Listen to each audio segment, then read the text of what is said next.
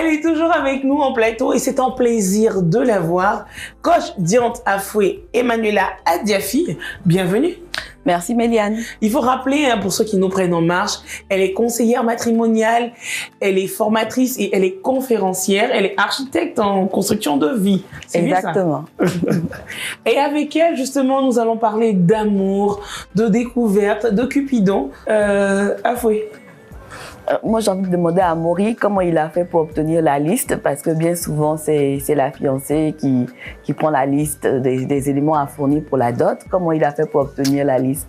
Bon, je parle à tes oncles. Aussi, ils sont chargés de faire les démarches dans la belle famille. C'est pas une histoire d'enfant, quoi. Voilà. D'accord. J'ai laissé le soin, cette charge à mes oncles paternels. Qui ont pu gérer ça. Afoué, c'est des petits moments romantiques comme ça aussi. Oui, des moments chics, parce que j'aime beaucoup l'idée de se retrouver au jardin botanique. Ce sont des endroits qu'on ne visite pas souvent et vraiment, c'est un lieu à visiter au lieu de partir dans les maquis, des endroits qui sont brouillants. Et on ne va pas surtout à l'essentiel parce qu'on passe son temps à chiller, comme aiment dire les jeunes, mais on ne se pose pas les vraies questions, on n'aborde pas les vrais sujets. Et alors que là, dans le jardin, on a le temps de vivre en amoureux. Comme quoi, les pique-niques et tout, c'est pas que pour les blancs, quoi, voilà. Afoué, qu'est-ce qu'on a envie de demander au couple?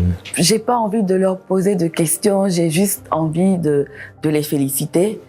Parce qu'ils ont été responsables, ils ont été matures. J'ai coutume de dire que la maturité, la responsabilité ne riment pas forcément avec avoir un âge avancé et qu'on peut être jeune et être responsable. Et le couple Diané vient de nous montrer que dans leur jeunesse, ils ont pu être responsables, affronter les parents. Vraiment, c'est à saluer et j'ai adoré particulièrement le mot de fin de Madame Diané, il va me marier, c'est mon histoire. Et il n'y a pas meilleure phrase pour nous qui vivons ici à Un couple, une histoire.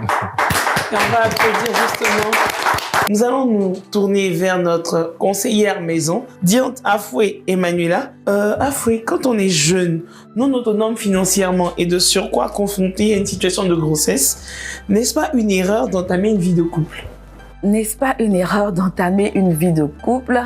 Vu le contexte dans lequel nous nous trouvons, je pense que la question ne se pose plus. Deux personnes qui s'aiment ont une vie sexuelle et à l'issue de cette vie sexuelle, on a une grossesse. Ne pas être en couple, la première question, c'est de savoir est-ce qu'ils s'aimaient. Si la réponse à cette question, c'est oui, alors il n'y a pas de raison que ces personnes ne soient plus en couple. Ce qu'il y a lieu de faire, c'est qu'ils soient encadrés par les parents, par la famille. La grossesse a arrivé, c'était pas une grossesse qui était planifiée. Nous devons gérer. Et fort heureusement, Monsieur Diané était un jeune homme très responsable, prêt à assumer cette grossesse vis-à-vis de son amoureuse et vis-à-vis de sa famille. Donc la famille qui les a acceptés devrait accompagner le couple justement pour limiter les dégâts. Je dis dégâts entre griffes parce qu'avoir un enfant, c'est pas un dégât. Mais quand c'est pas le bon moment, ça entraîne beaucoup de difficultés, surtout financières. Donc la famille doit encadrer le jeune couple, leur apprendre ce que c'est que le planning familial, mettre la jeune dame, une fois qu'elle accouche, sous contraceptif pour ne pas qu'elle contracte à nouveau une autre grossesse qui ne serait pas arrivé, qui ne viendra pas au bon moment.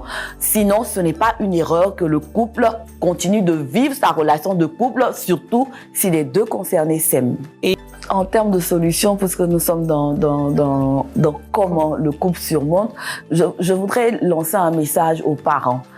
Avoir une grossesse, être enceinte lorsqu'on est jeune ne signifie pas obligatoirement qu'on doit arrêter les études, que ce soit pour la jeune fille ou que ce soit pour le jeune homme, de sorte à ne pas les mettre dans une situation de précarité comme a été monsieur et madame Diané, de sorte à leur permettre d'avoir un avenir meilleur. Merci Afoué.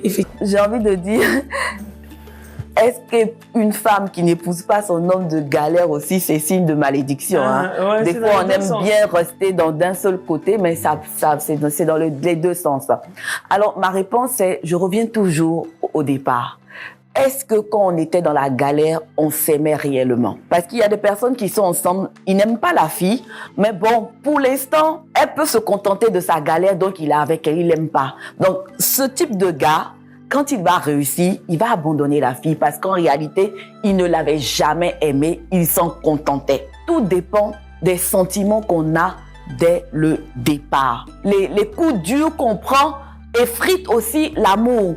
Les personnes se transforment. Elle parle mal au monsieur parce que bon, il n'arrive plus à subvenir à ses besoins. Elle ne le respecte plus parce qu'il n'a pas d'argent. Mais le monsieur qu'on ne respecte plus aussi, il encaisse. Il encaisse. Donc, les difficultés peuvent transformer l'un et l'autre de sorte qu'au moment où la gloire arrive, le monsieur, il se dit, bon, j'ai eu trop mal. Elle m'a trop humilié, elle m'a trop ceci, je ne l'aime plus. Donc, à raison, on peut évidemment ne pas épouser la femme ou le monsieur avec laquelle ou avec celui avec qui on a galéré. Donc, assumons nos sentiments, travaillons davantage nos relations, posons-nous encore une fois les bonnes questions. Je suis avec quelqu'un parce que je l'aime. Le couple Diané, ils ont été complices, il le dit, c'était ma confidente, on avait de longs moments, ils ont partagé un vécu. Donc, quand on avance comme ça, vraiment, sauf extraordinaire, il n'y a pas de raison que M. Diané n'épouse pas Denise à la fin quand tout va bien. Merci Afoué. Et je vais demander à Afoué ses mots de fin et surtout ce qu'elle pense de l'histoire du couple Dany. Alors c'est une très belle histoire qui a connu beaucoup de tourmentes, mais finalement ça s'est très bien terminé et ça va continuer d'être encore mieux qu'avant. Je voudrais demander encore une fois aux jeunes filles de dire non à l'avortement et surtout interpeller les parents parce que malheureusement il y a des parents qui poussent leurs enfants, leurs garçons à nier les grossesses et ça je le désapprouve.